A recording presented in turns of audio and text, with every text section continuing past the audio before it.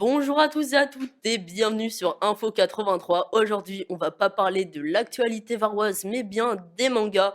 Donc, je vais vous expliquer de A à Z, depuis la naissance jusqu'à aujourd'hui, ce qu'est un manga.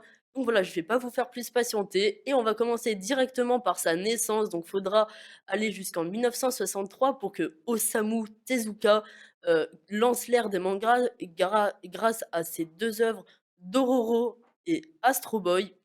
Ensuite, faudra attendre, jusqu'en 1989 pour que les mangas arrivent en France et le business va exploser, on va dire, dans les années 2000 grâce aux Big 3, donc ça va être Naruto, One Piece et Bleach.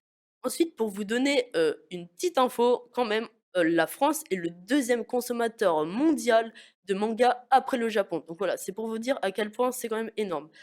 Ensuite, si je vous dis manga, vous allez penser à BD. Il y a quand même pas mal de différences entre ces deux choses.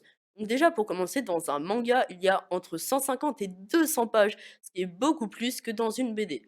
Ensuite, dans un manga, comme je vais vous le montrer, tout est en noir et blanc. Il n'y a vraiment rien en couleur, alors que dans une BD, tout est en couleur.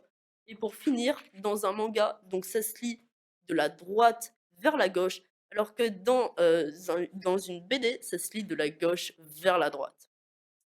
Ensuite, pourquoi les mangas ne lassent jamais? Parce que il y a tellement de types différents de mangas. Déjà, on a le shonen, ça c'est pour les petits garçons. Enfin, pour les petits garçons, après, même moi qui ai 14 ans, j'en lis quand même. Donc voilà, ça a pas d'âge les mangas. Ensuite, il y a pour le shoujo, c'est pour les filles. Et bien sûr, encore une fois, il y a des garçons qui peuvent en lire, même moi parfois j'en ai lu. Ensuite, il y a les seinen, ça c'est pour les adolescents et adolescentes. Il y a les josei, ça c'est pour les jeunes femmes. Il y a le seijin, ça c'est pour les adultes. Attention à ne pas mettre dans les mains de tout le monde. Donc voilà, c'est tout, c'était une très courte vidéo. J'espère qu'elle vous a plu, que grâce à cette vidéo, vous avez compris ce qu'était un manga. Sur ce, on se retrouve bientôt pour une nouvelle vidéo. C'était Info 83.